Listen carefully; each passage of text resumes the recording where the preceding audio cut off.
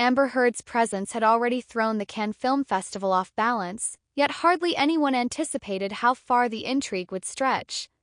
That single late-night visit to the elusive yacht La Sirene quickly metastasized from a curious rumor into a full-blown tempest of speculation and paparazzi frenzy. Even those who tried dismissing the tale found it impossible to avoid, an undercurrent of rumor so powerful it upstaged every official screening and press conference in the days that followed. La Sirene itself remained at a quiet mooring beyond the bustle of Cannes Primary Harbor, perched at a remove where few official water taxis ventured.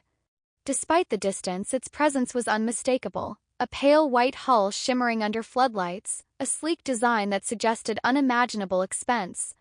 Talk around the harbor was that its owner was a figure of monumental wealth and shadowy origins, though no one could say for sure.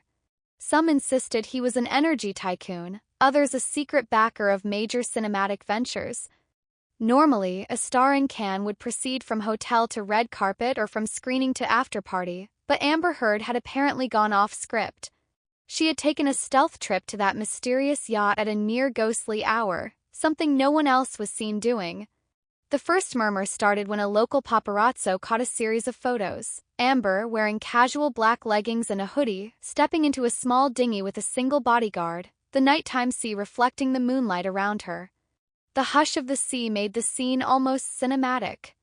Those images, initially overshadowed by the festival's opening ceremonies, soon exploded on social media. Amber Heard ditching official parties for a clandestine rendezvous, posted one blog.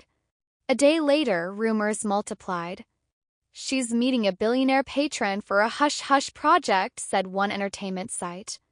It's a private romance, claimed a popular gossip YouTube channel. Her fans and critics bickered in comment threads, displacing actual film discussions in the festival's chatter. On the second day of the festival, Amber attended a film screening of an art house drama. She arrived promptly, wearing a tailored olive dress, poised and calm. Reporters clamored as she entered the theater, repeatedly firing off questions. Did you spend the night on that yacht? Is there a secret investor? Amber would merely smile and say, I'm here for the film, deflecting further queries. Observers noted her collected demeanor, though a flicker of exasperation surfaced in her eyes. This was supposed to be about cinema, not some rumored midnight boat ride. The tension soared by the festival's midpoint. Paparazzi stationed themselves along the coastline, renting small speedboats to approach La Sirene's mooring. But the yacht's security, an imposing team wearing black polos and earpieces, turned them away. One adventurous tabloid photographer tried anchoring a half-mile away to zoom in with a telephoto lens but captured only fleeting silhouettes on deck, none distinct enough to identify Amber or any alleged VIP guests. That absence of clarity fueled still more rumor. Some said big-name directors had boarded for top-secret negotiations, others claimed reclusive financiers held private film previews on board. Behind the scenes, the festival organizers grew uneasy. The official events, particularly the competition screenings, risked overshadowing by Amber's rumored escapade. Public relations staff struggled to keep the focus on the new films, the Cannes, the rising directorial talents. Meanwhile, fans and curious onlookers flocked to the edge of the marina each evening, hoping to glimpse Amber repeating her clandestine routine. She did not reappear at the dock the next night, but the crowd lingered, certain that if she had done it once, she might do so again. Some held up signs reading, "We Amber," others brandished cameras at the ready. The Port Authority had to station extra staff to keep the area from becoming a safety hazard. Amber tried to continue her schedule. She was set to introduce a restored classic from Hollywood's golden era on day 3, and the press ballooned the event's attendance, expecting her to at last address the swirling gossip. Yet as she stepped onto the dais in a demure silver gown, flanked by the film restoration's producer, a wave of flashbulbs erupted so violently that the startled producer stumbled. Amber paused mid-introduction, politely asking the photographers to calm down so she could speak. The entire atmosphere felt off. Instead of an homage to classic cinema, the crowd demanded answers about her boat night.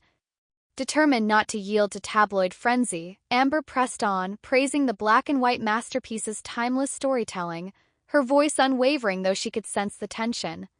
Once her portion ended, a small group of journalists rushed forward with yacht-centric questions. Festival staff ushered them back, ensuring she had a discreet exit. Some claim she left with a taut jaw, more irritated than she'd care to admit. Word spread that security had to blockade one particularly aggressive reporter from chasing after her backstage. Amid the talk of scandal, a new rumor erupted. An unnamed, close friend of the yacht's owner leaked to a French tabloid that the reason for Amber's visit had been purely philanthropic, a high-level charity discussion for a global cause. Another outlet contradicted that, quoting an alleged crew member, who said the yacht's parties often ended in wild, star-studded extravagance. With no official statement from Amber or the yacht's rumored owner, these stories thrived, each version overshadowing another. Meanwhile, social media hashtags trended for days. Hashtag Amber Heard Yacht, hashtag La Serenenigma, hashtag Kenshucker. By day 4, a handful of well-known personalities, some major producers, a couple of Hollywood actors, canceled or rescheduled their own yacht-based parties at the festival, not wanting to be lumped into the rumor storm. Others embraced the chaos, teasing that, maybe we should all have a secret midnight boat party if it gets us half as much press. The festival began to feel more like a swirl of gossip than a prestigious cinematic celebration. Directors whose films were in competition privately grumbled, "We can't compete with a rumored yacht rendezvous, apparently." Amber, braving the last wave of official appearances, wore a calm front. Friends who accompanied her said that behind closed doors, she shook her head in disbelief at how a single night's personal invitation to a friend's yacht had escalated so wildly. She was, however, reportedly uneasy about how quickly the festival's environment turned monstrous if it sensed a whisper of clandestine excitement. Publicly, her posture remained unwavering, occasionally smiling at well-wishers, sidestepping inquiries with a softly spoken no comment. At the festival's closing ceremony, Amber turned up in a minimal black ensemble, hair pinned back, making a fleeting cameo to observe the final awards. A swirl of cameras followed each step she took. She clapped politely for the winners, then slipped away before the press calls. Some watchers swore they saw a half-smile of relief as she exited. The rumor among staff was that she'd depart at dawn to avoid the continuing paparazzi horde. Indeed, early the next morning she checked out of her hotel quietly, any press still asleep or posted at more typical departure times. A small handful of fans glimpsed her and offered supportive gestures, some calling out, "We believe you, Amber!" She waved, appreciative but clearly exhausted by the festival's unrelenting gossip. La Serene, in a final twist, vanished from its mooring the same night, some fishermen reporting it left under moonlight with minimal lights on, presumably to avoid further paparazzi attention. Where it went was anyone's guess, maybe to Italy or Spain or somewhere more private. That abrupt departure only solidified the legend. Paparazzi claimed the yacht was fleeing the festival, carrying undisclosed deals or secrets along with it. Others guessed the owners might have simply concluded their business and moved on, indifferent to the uproar left in their wake. For Amber, it all seemed an unintentional fiasco she had no power to dispel. In the aftermath, mainstream outlets penned reflective commentaries. Can 20XX, when an actress's single night of leisure eclipsed the cinema. Some critics lamented how the business of film now found itself overshadowed by star gossip, while others recognized that such is the precarious nature of modern celebrity culture. Amber's fans debated her every gesture, from the clothes she wore after the rumored boat night to the set of her jaw during interviews, gleaning evidence about what truly transpired on La Serene. The owners of that mega-yacht never surfaced to clarify a thing, leaving the bigger puzzle unsolved.